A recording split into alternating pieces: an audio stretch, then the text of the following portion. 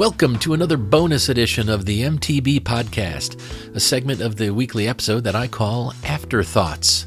This is my favorite part of these weekly presentations because it gives us a chance to dig a little deeper, maybe connect the dots, or really challenge ourselves to think critically about something that we discussed during the main episode. Now, during the main episode, we did spend a lot of time this week discussing how religious texts, while often used as moral authorities, are actually pretty vague, mysterious, and just full of contradictions. And that brings up a big, unavoidable question. If we don't rely on religious doctrine, how do we determine what's good? Now, if you grew up in a religious environment, you probably heard some version of, "Without God, how can anyone be moral?" Maybe you've even had someone ask you that point blank with a deep look of concern on their face, as if rejecting religious dogma means you're about to start looting convenience stores. But that's just not how morality works. The truth is, morality doesn't have to come from religion.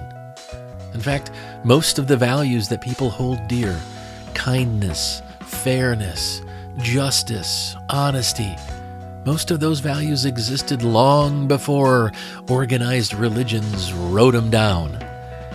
These principles aren't divinely dictated.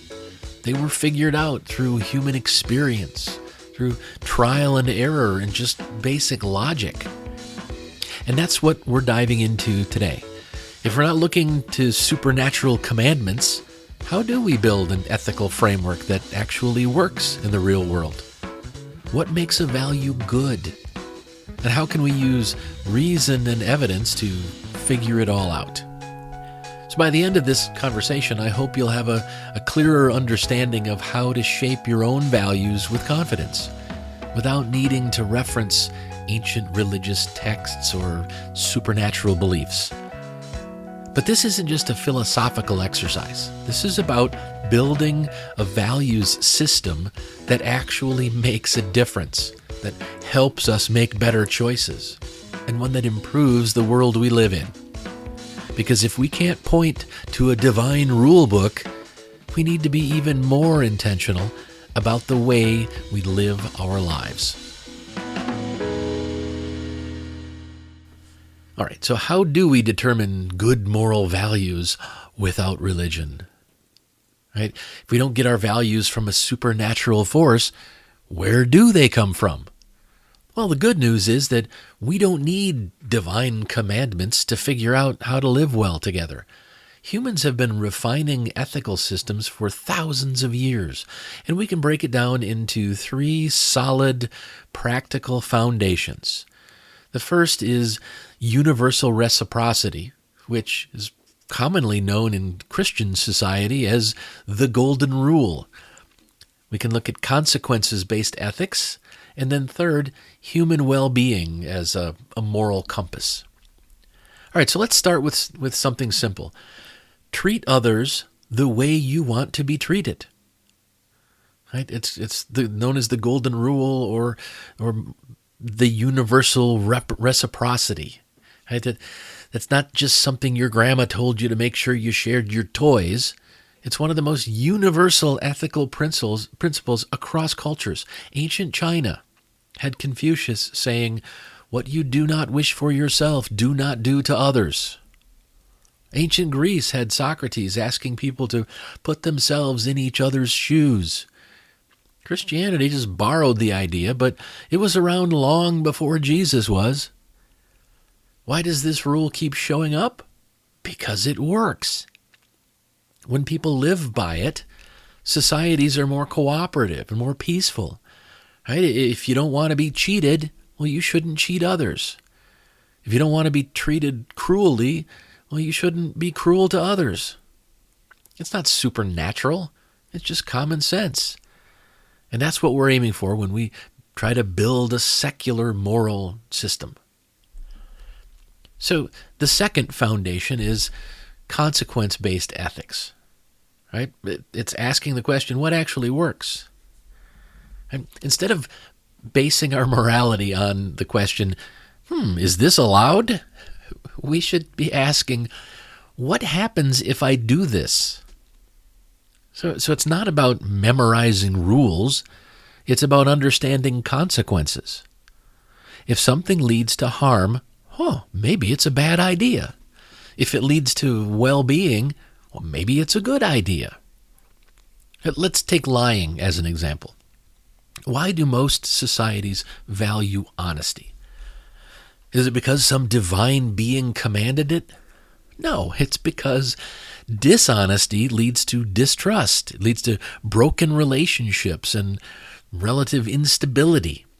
We value honesty because we see the negative consequences when it's absent. Or take stealing. If people could just take whatever they wanted, whenever they wanted, society would be a nightmare of fear and chaos.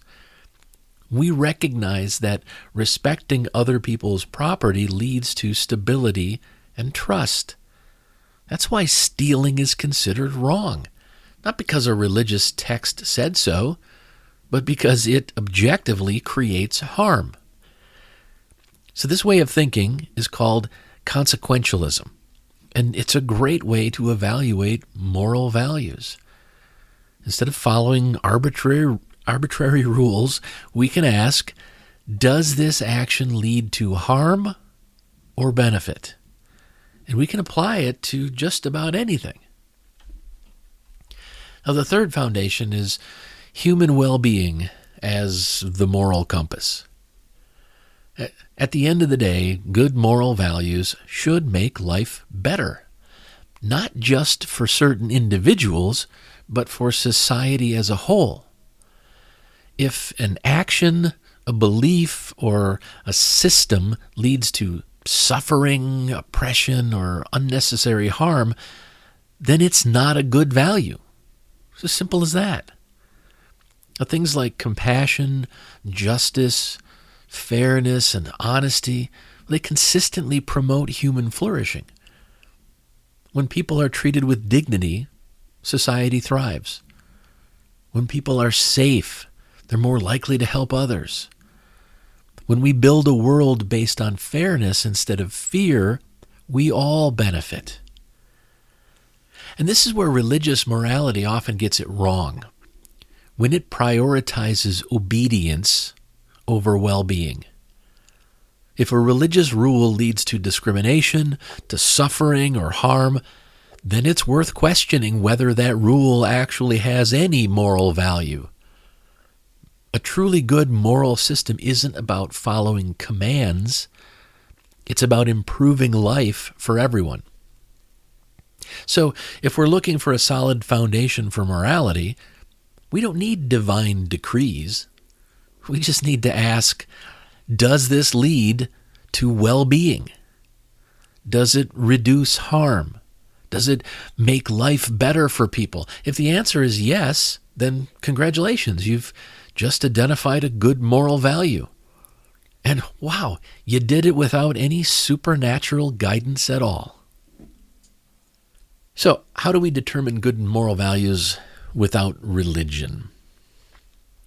Right? We know we don't need religion to figure out what's good and bad. If we really stop to think about it, whether you're a religious adherent or not, you don't need religion to figure out what's good and bad. So how do we actually evaluate moral values? We don't just want to make decisions based on gut feelings or personal preferences. We need something more solid, something that holds up to scrutiny and works across different cultures and situations. Luckily, we already have tools for this. We just don't always think of them in terms of ethics. And the first is the scientific method. Can we apply that to morality? We use evidence-based reasoning in nearly every important part of our life. Medicine, technology, law. If we didn't, we'd still be using leeches to cure diseases, and we'd be debating whether the earth is flat. So why not apply that same kind of thinking to morality? Let's take kind of a real-world example here. Studies consistently show that societies with strong education systems, with gender equality and with robust human rights protections tend to have higher overall well-being. Now, countries like Finland, Norway, and Denmark, they rank at the top of global happiness indexes, not because they follow a strict religious moral code, but because they prioritize policies that lead to better outcomes for everyone. Compare that to countries where authoritarian rule and religious dogma dominate, and you'll often see lower quality of life. You'll see fewer freedoms and greater inequality. Some more recent studies are showing that you can look across the United States and see the same thing. People are generally happier in blue states, states that have a stronger education system. They try to focus on gender equality, and they have robust human rights protections. And then lower happiness ratings in red states, where those things aren't high priorities. That's evidence in action. When we focus on fairness, equality, and social support, people thrive. When we build policies around control, fear, and exclusion, people suffer. It's not magic. It's cause and effect. So if we want to evaluate a moral value, we can ask, does it lead to better outcomes for people? Does it increase well-being and reduce harm? If the answer is yes, then it's probably a solid value that we can embrace.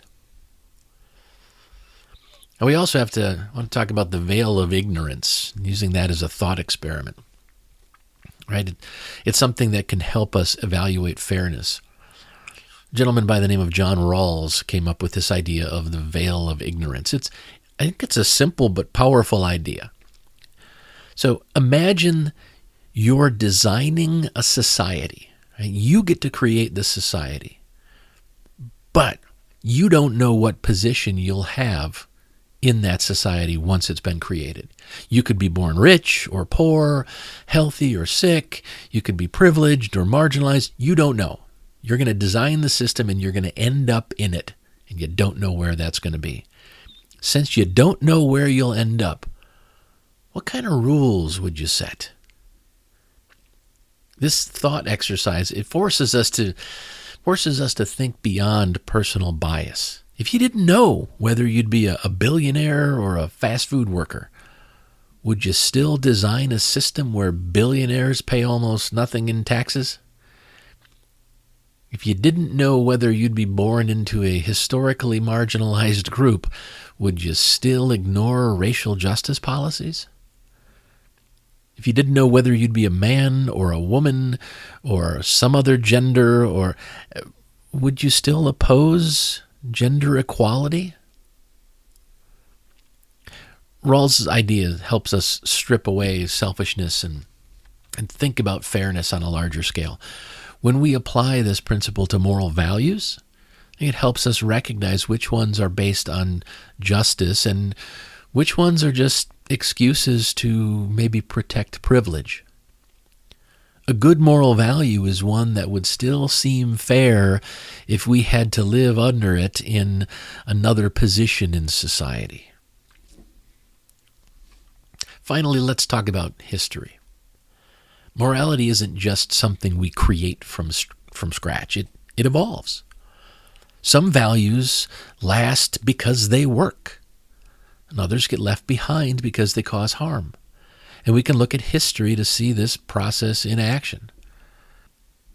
Take slavery, for instance. It existed in nearly every ancient civilization, and for a long time people justified it with religious texts, like the Bible, which doesn't come out and condemn slavery. It does talk about how you shouldn't be a horrible master, but it doesn't condemn slavery. People have also justified slavery with economic arguments, and of course just plain old bigotry and racism. But over time, society shifted. We recognized that human dignity and equality are better values. Why? Well, because societies that uphold human rights ended up being more stable and were more prosperous and frankly more just. The recognition of human dignity benefits everyone, not just the oppressed. And this pattern repeats itself. Women's rights, LGBTQ+ rights, workers' protections. Progress happens because we learn from experience.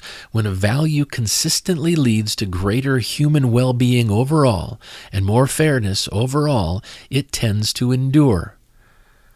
When a value causes oppression, suffering, or division, it eventually gets challenged. And that's the beauty of human progress. So, how do we evaluate moral values without religion? Well, we use evidence, fairness, and history. We ask, does this value lead to human flourishing? Does it work across different circumstances? Would it be fair no matter where we landed in life? If the answer is yes, then it's probably a good value. We don't need a burning bush, a divine command, or an ancient book to tell us how to treat each other. We just need reason, compassion, and a willingness to learn. And the best part is that when we rely on these methods, we create a moral system that actually works. One that doesn't rely on fear, obedience, or outdated dogma, but one that relies on real, measurable ways to make the world a better place. All right, so we've talked about how moral values can be determined through logic, evidence, and fairness, but now comes the real challenge. How do we take these ideas and actually live by them? How do we make sure our values aren't just something we say we believe in, but something we practice every day? Frankly, this is where a lot of people get stuck. It's easy to say, I believe in justice, or I value kindness, but if we don't actively reinforce those values, they can get pushed aside when things get a little difficult. So I want to look at 3 practical ways to make sure we're actually living by the values we claim to hold. First, we have to be willing to question everything, including our own beliefs. If we accept values without questioning where they come from, we're not really living by them. We're just following orders. That's not morality. That's obedience. A good habit to develop is always asking why a value exists. Who benefits from this value? Is it actually helping people, or is it just reinforcing a system of power? For example, if someone says, we should respect authority, you should ask, why? If the answer is because they're in charge, that's not good enough. Authority should be respected only if it's earned through integrity and wisdom, not just because someone holds a title. The same applies to personal values. If we say we believe in fairness, but we find ourselves making exceptions for people we like, then we have to question whether we're really living by that value or just using it when it's convenient. So we have to use critical thinking. And critical thinking isn't about being skeptical for the sake of it. It's about making sure our values hold up under scrutiny. Now, the second key to living out strong values is to recognize that morality isn't just about us. It's about how we function together. We don't live in isolation, so our values should be shaped by what actually makes life better for everyone. Respect, kindness, cooperation, these aren't just nice-sounding words. They're the foundation of any healthy society. Imagine trying to live in a community where nobody followed these values, where people didn't care about fairness or honesty or helping each other. It would be chaos. The reason these values exist across cultures and throughout history isn't because some divine being commanded them. It's because they work. They make relationships stronger. They make communities healthier. and they make societies more stable. This is why morality has to be based on shared well-being, not on rigid dogma. When we make choices that promote trust and cooperation, we're reinforcing the kind of world we want to live in. And the best part is that the more we practice these values, the more they tend to spread. Finally, let's talk about personal responsibility. I think this is where a lot of people struggle, because religious morality is often framed around external rewards and punishments, heaven or hell, and blessings or curses. But real morality isn't about fear of punishment or hope for a future reward. It's about the kind of world we choose to create. If we're only kind because we think we'll get something in return, then we're not really kind. We're just making a transaction. But if we choose kindness because we want to create a world where people treat each other with dignity, then that's real morality. The same goes for justice, honesty, compassion. These things aren't about avoiding divine punishment. They're about making life better right now for ourselves and for others. So the real question is, do we want to be people who shape the world for the better? If the answer is yes, then living by our values isn't just an option, it's a responsibility. Not because someone told us to, but because we choose to. At the end of the day, morality isn't some mystical, unknowable thing. It's practical. It's something we build every time we choose fairness over selfishness, every time we choose compassion over cruelty, every time we choose truth over convenience.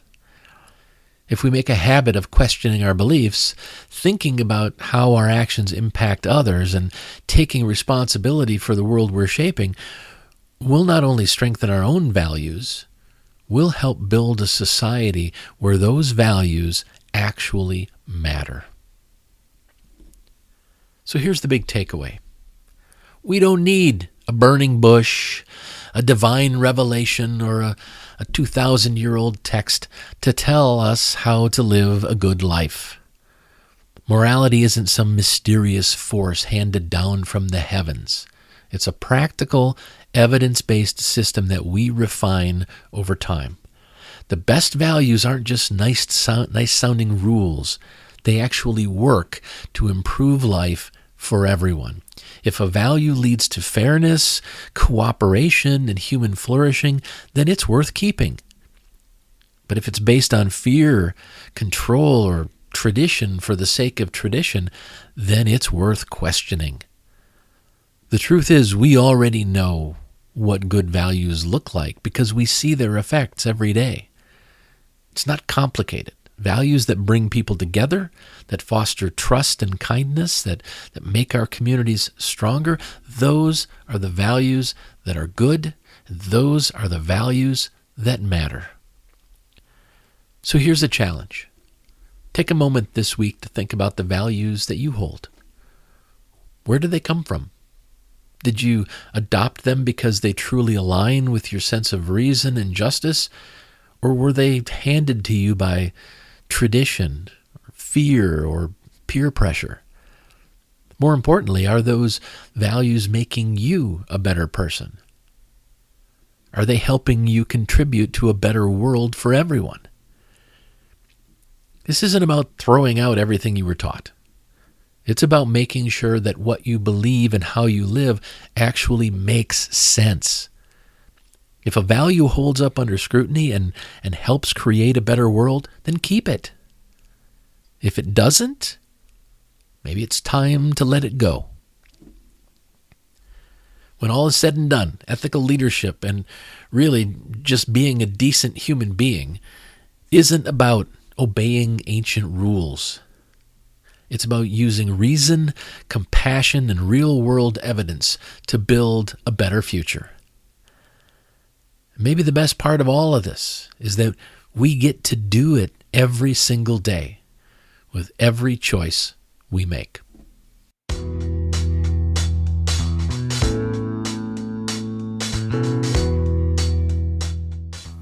Thanks for joining me for this episode of Afterthoughts. If you want to keep up on everything I'm doing, please head over to thecodaproject.com and subscribe to my newsletter. You'll get notifications whenever I publish anything, and I'll keep you updated on the weekly live streams of Mythologizing the Bible. Also, if you subscribe for free over at thecodaproject.com, you'll start receiving my weekly resource called the Weekly Compass. This is a brief, once-a-week guide on a single core value. You can think of it as a mini lesson plan for personal growth. It's perfect for families, students, and adults because I include discussion questions designed for each age group. So each weekly issue centers on a short reflection about the week's value, followed by discussion questions that are tailored for different age groups, from kids to college students to adults. And then a simple take action step, like a small challenge or exercise you can do to put that value into practice. Especially for families, it's designed to be an easy way to ensure that at least once a week, you're making time to talk about morality, ethics, and core values. So if you're interested, go subscribe for free at thecodaproject.com. Thanks again for listening. Until next time, keep thinking, keep questioning, and keep seeking the truth.